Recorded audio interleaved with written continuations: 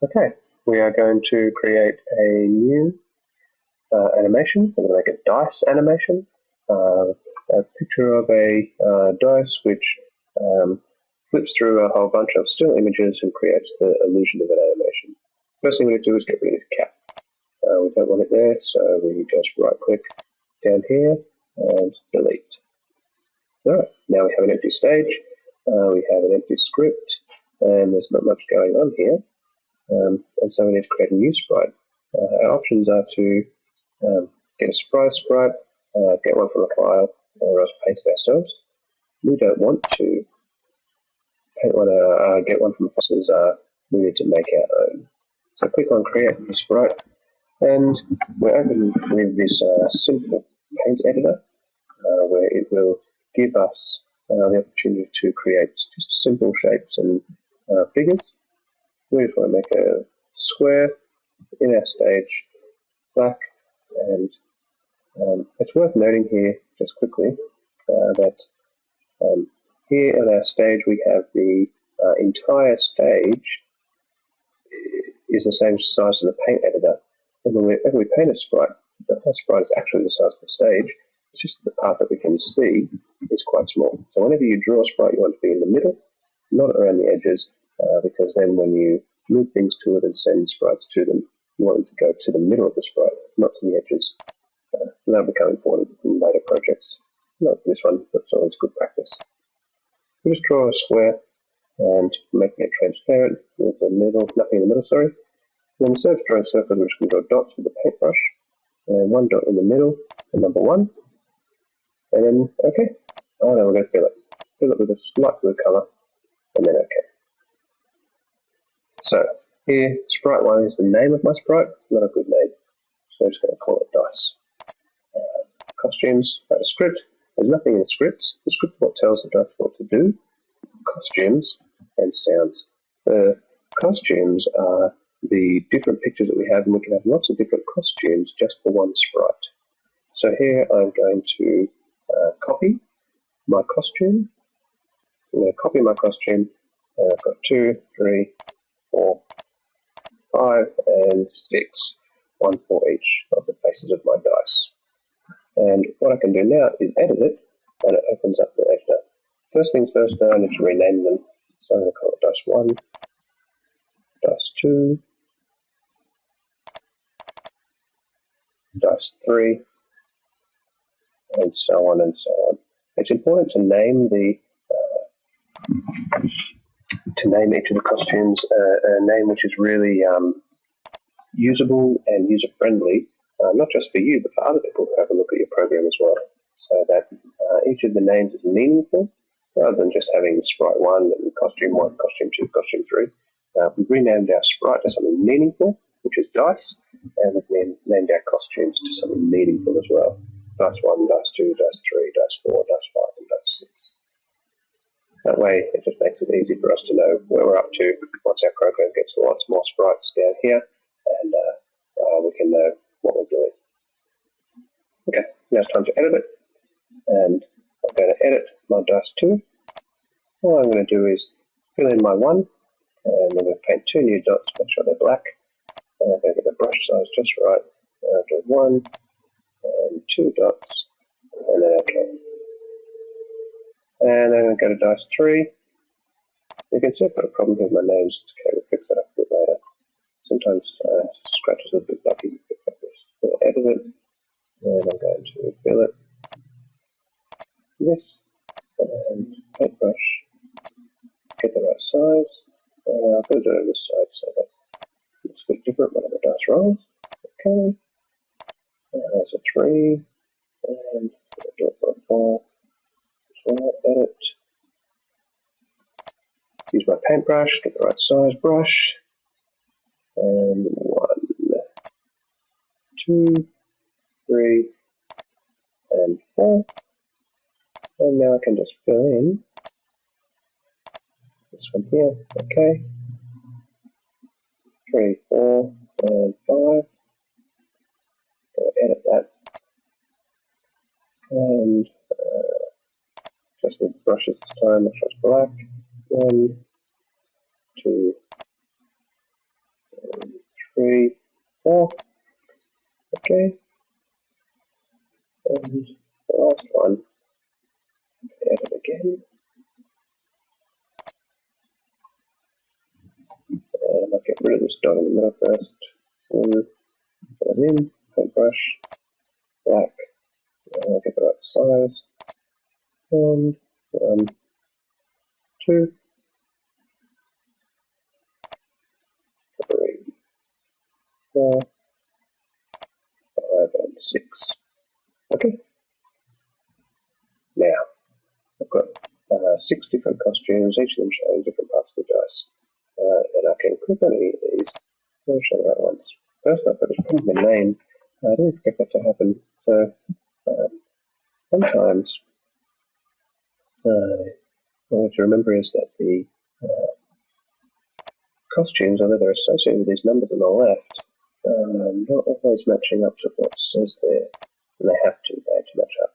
It's no good for me to just change the name of it if I just try and call this dice 1, which is going to go straight back because it recognizes that that was the name used before. So I'm just going to call this one D1. And see how that goes. There we go, I changed. D2 and D3. And next one D4. And next one down is D5. And the next one is D6. I don't really want to keep them called D1, 2, 3, 4, 5, and 6. So what I'm going to do is I'm going to change them again just very quickly. So that I get dice 1, dice 2, dice 3, dice 4, dice 5, dice 6 that I want to. Otherwise, those names aren't very good.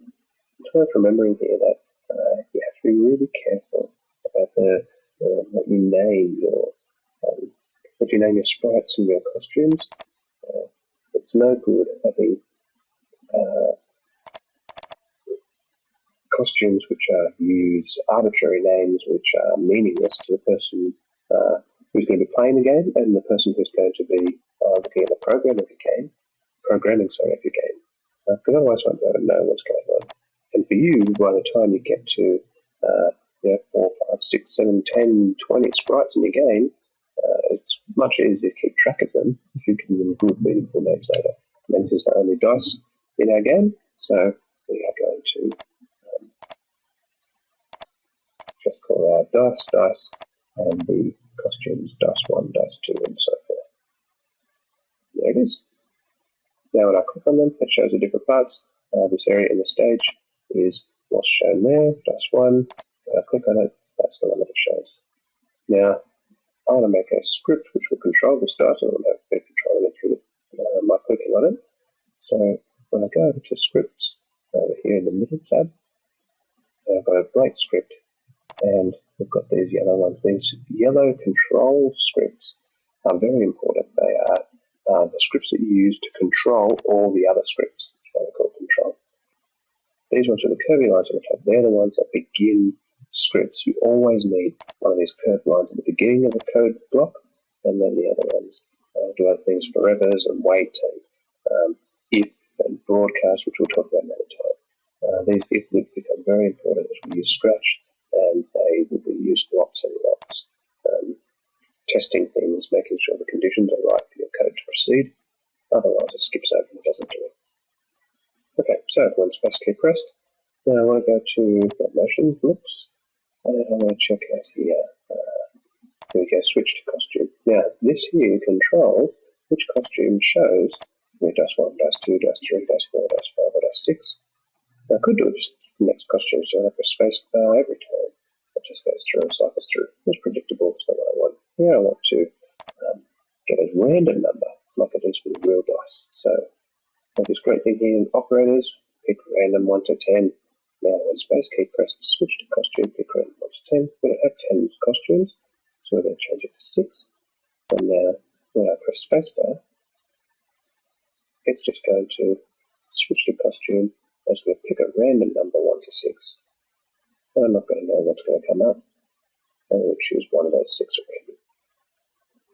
That's all well and good, but I can't just do my whole program like that. So I need it to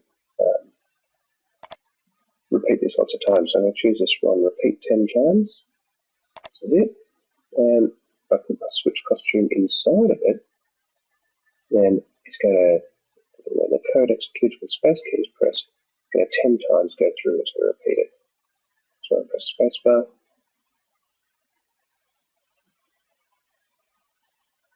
Okay, see that's very fast. It's too fast for us, so we're just going to add a wait. 1 second is far too long, so I'm just going to change this to 0.02 seconds. There we go.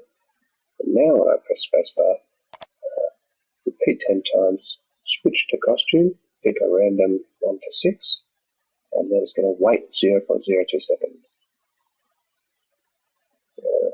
All that means is that it pauses the code, and it comes back up to repeat, and it does it again, switch to costume, wait 0.02 seconds, then it goes back up again, repeat, switch to costume, wait 0.02 seconds, and so forth, 10 times, and then it just stops. It's probably a little bit faster, I'll change it to 0.1 seconds. See how that goes. That's too slow. Let's change that to 0.05 seconds. There we go, it's good speed. So now, switching between costumes, 0.05 seconds. We'll probably stand to have that go 15 times. There we go, that's a good dice roll. Alright. Now, at the moment the number that it lands on, 1, that's great, but it doesn't actually mean anything. So that 1 is just a meaningless number, really, and we don't want that. So we're going to go over to variables, we're going to make a new variable, and we're going to call this dice value. Now you can see I put no space in here. It's good practice not to put spaces in between your variables, and I'm pretty sure Scratch can handle it. So it doesn't matter if you do any other programming language you use won't want it. And so it's good practice now to get into it. I usually put a capital D and a capital V there. There's sort of the beginnings of new words, so it's easy to read. For all sprites, we want this to apply for everything. Okay, now we get all these great things here. Very useful tools. The first one is set dice value something, change dice value by 1, 2, 4, 6, whatever. Show a variable dice value or hide variable dice value. You can see it shows it up here. Normally I'd get rid of that in the program, but for this program I'm just going to let it stay.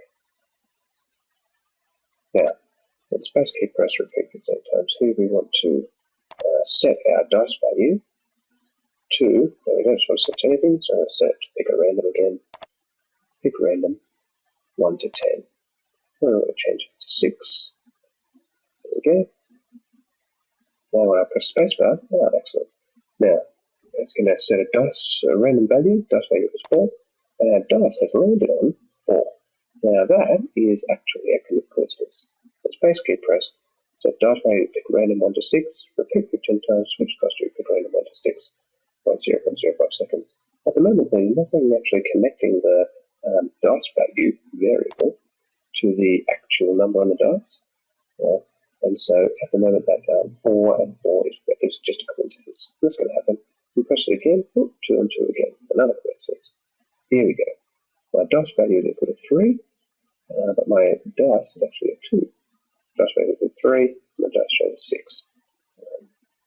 So we can see that's no good. So what we need to do is we're going to have to use a variable again to link these two sections. So set dice value to pick random 1 to 6 is not linked at the moment to set dice value to the switch costumes. So I'm just going to put it here, switch to costume, dice value. So now, after it repeats 15 times, switch to costume, it's going to switch to costume, dice value. Now 3 and 3, dice value equals 1, dice shows 1, dice value equals 5, the dice shows 5. Dice value equals 1, the dice shows 1. Dice value equals 4, and the dice shows 4. So now they match up. So now at the end of my randomly cycling through costumes, it switches to the dice value at the end. We've got costumes 1 to 6. We've got a script which controls the whole thing. Simple script has a lot of functionality and a lot of good uses. Okay, that's it. Thank you.